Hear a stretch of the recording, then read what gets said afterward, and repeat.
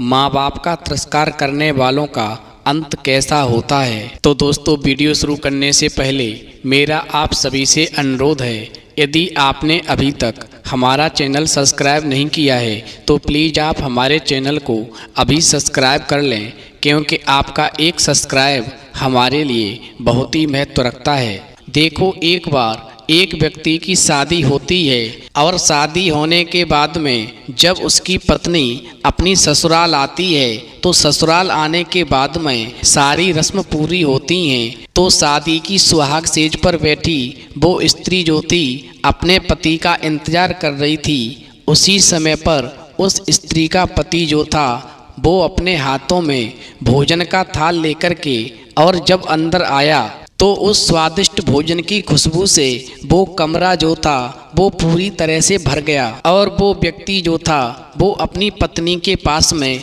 उसी सुहाग की सेज पर बैठ गया और बैठ कर के कहने लगा, देखो मैं तुम्हारे लिए कितने सुंदर व्यंजन लेकर के आया हूँ। अब आज से हम दोनों लोग साथ साथ बैठ कर के भोजन करेंगे और जीवन की एक नई शुरुआत करेंगे। दोस्तों, भगवान शिव कहते हैं पार्वती। अब वो स्त्री जो थी अपने पति से कहने लगी, आप एक काम करो, माँ जी को भी यहीं पर बुला लो। हम दोनों नहीं, हम तीनों लोग साथ बैठकर खाना खाएंगे। हम दोनों भी खाएंगे और साथ में हमारी सासू माँ भी हम दोनों के साथ में बैठकर खाना खाएंगी। इस प्रकार से जब हम तीनों लोग साथ साथ बैठकर भोजन करेंगे तो आपस का प्रेम भी बढ़ेगा और फिर घर के बुजुर्गों की सेवा करना एक बहू और बेटे का कर्तव्य होता है। दोस्तों, अब भगवान शिव कहते हैं पार्वती। अपनी पत्नी की बात सुनकर के वो व्यक्ति कहने लगा, अरे माँ जी को छोड़ो, माँ जी तो भोजन करके सो गई होंगी।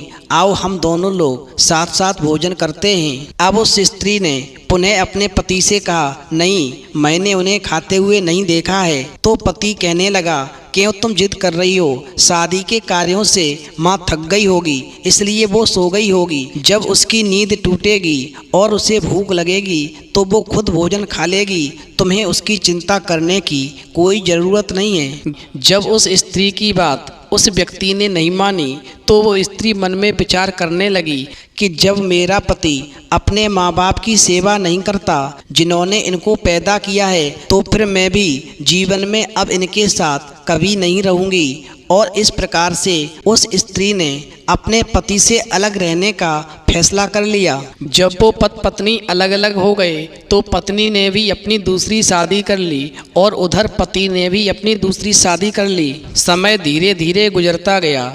एक समय वो आया कि उस स्त्री के भी बच्चे हुए और उस व्यक्ति के भी बच्चे हुए। उधर उस स्त्री के 2 बच्चे हुए जो बहुत ही सुशील और आज्ञाकारी थे। अब जब वो स्त्री 60 वर्ष की हुई तो एक दिन वो अपने बेटों से बोली कि मैं चारों धाम की यात्रा करना चाहती हूँ ताकि तुम्हारे सुखमय जीवन के लिए मैं प्रार्थना कर सकूँ। भगवान शिव कहते हैं पार्वती, चूँकि उस स्त्री ने अपने बच्चों में हमेशा अच्छे संस्कार डाले थे, माँ बाप की सेवा करने की शिक्षा दी थी, तो उस स्त्री के बेटे तुरंत ही अपनी माँ को लेकर के और चारों धाम की यात्रा पर निकल गए। और उधर वो व्यक्ति जो था उसके भी 2 पुत्र हुए थे, पर उस व्यक्ति ने अपने बच्चों में ऐसे संस्कार नहीं डाल पाए जो कि जीवन में उसकी सेवा करते। अब समय धीरे धीरे गुजरा। वो स्त्री तो चारों धाम की यात्रा में निकली हुई थी और उधर जो व्यक्ति था उसके बच्चों ने उसे ठोकर मार करके और घर से बाहर निकाल दिया। उसे रोटी की भी नहीं पूछी। अब उसके लिए पेट भर रोटी मिल पाना भी मुश्किल होने लगा। अब समय की गति के साथ ऐसा हुआ कि वो स्त्री जो थी वो एक होटल पर अपने दोनों बेटों के साथ में खाना खाने के लिए बैठी। भगवान शिव कहते हैं पार्वती, उस स्त्री के दोनों जो बेटे थे वो अपनी माँ के लिए एक थाली में भोजन परोस कर ले आए और अपनी माँ से भोजन खाने की विनती करने लगे। अब जैसे ही वो स्त्री खाना खाने के लिए बैठी तो उसकी नज़र जो थी एक ऐसे व्यक्ति पर पड़ी जो शरीर पर बहुत ही गंदे वस्त्र पहने हुए था और ऐसा लग रहा था कि कई दिन का भूखा था। अब उस व्यक्ति की नज़र जो थी वो उस स्त्री के भोजन पर थी और उसके दोनों बेटे जो अपनी माँ की सेवा कर रहे थे उनके ऊपर थी। तो मन में वो विचार कर रहा था कि ऐसे बेटे काश मेरे भी होते जो अपने बाप की सेवा करते।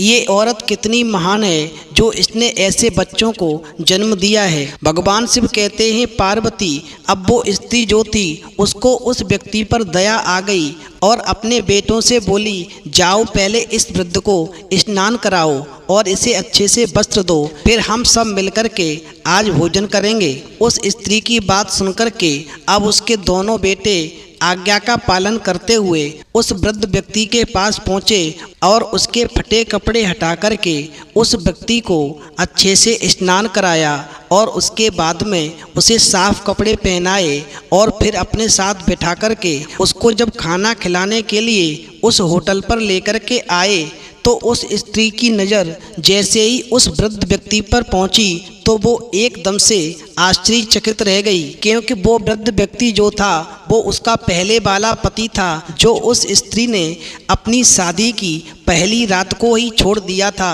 और उससे अलग होकर के अपनी दूसरी शादी कर ली थी। क्योंकि पहले तो वो बहुत गंदा था इसलिए उसका चेहरा साफ नहीं चमक रहा था और वो स्त्री नहीं पहचान पाई। और जब उसके बेटों ने उसको स्नान कराया और उस व्यक्ति का चेहरा साफ हो गया तो वो स्त्री एकदम से पहचान गई। तो वो स्त्री कहने लगी, ये तुम्हारी हालत तो बहुत ही दयनीय हो गई है, आखिरकार ऐसा क्या हुआ। अब वो वृद्ध व्यक्ति जो उसका पहले वाला पति था वो उस स्त्री के सामने नज़र झुका करके कहने लगा, क्या बताऊं, सब कुछ होते हुए भी मेरे बच्चे मुझे भोजन नहीं देते थे, मेरा तिरस्कार करते थे। एक दिन तो उन्होंने मुझे घर से बाहर ही निकाल दिया। भगवान शिव कहते हैं पार्वती, अब उस स्त्री ने उस वृद्ध से कहा कि इस बात का अंदाज़ा तो मुझे तुम्हारे साथ में शादी की पहली ही रात को लग गया था कि जब तुमने अपनी बूढ़ी माँ को भोजन कराने के बजाय उस स्वादिष्ट भोजन की थाल लेकर मेरे कमरे में आ गए और मेरे बार बार कहने के बावजूद भी आपने अपनी माँ को भोजन नहीं दिया और उनका तिरस्कार किया। समझ लो आज आप उसी का फल भोग रहे हैं। यदि शायद मेरी बात उस दिन आपने मान ली होती और हमारे और तुम्हारे साथ में माँ जी ने भी खाना खाया होता तो शायद आज मैं भी तुम्हारे साथ होती और तुम्हारी ये हालत नहीं होती। देखो, जो लोग अपने माँ बाप की सेवा नहीं करते, उनका तिरस्कार करते हैं, जीवन में उन्हें कभी सुख नहीं मिलता। जो लोग अपने माँ बाप की सेवा करते हैं, सदा लक्ष्मी जी की कृपा उनके ऊपर होती है और उनका जीवन हमेशा सुख में बना रहता है। और जो व्यक्ति अपने माँ बाप का तिरस्कार करते हैं, एक दिन उनके बच्चे भी उसका तिरस्कार निश्चित करते हैं। इसलिए कभी भी अपने माँ बाप का तिरस्कार नहीं करना चाहिए। तो दोस्तों, इस प्रसंग से ये सीख मिलती है कि हम और आपको हमेशा माँ बाप की सेवा करनी चाहिए। जो माँ बाप की सेवा करते हैं उनका जीवन हमेशा सुख में रहता है और जीवन में कभी कोई कष्ट नहीं आता। यदि आप अपने माँ बाप की सेवा करोगे तो आपकी संतान भी निश्चित आपकी सेवा करेगी और आपका बुढ़ापा अच्छे ढंग से कट जाएगा। तो दोस्तों, यदि आपको हमारी वीडियो पसंद आई हो तो प्लीज़ आप हमारे चैनल को अभी सब्सक्राइब करें, लाइक करें, शेयर करें, क्योंकि आपका एक सब्सक्राइब हमारे लिए बहुत ही महत्व रखता है। तो दोस्तों, इस वीडियो में इतना ही, फिर मिलेंगे एक नई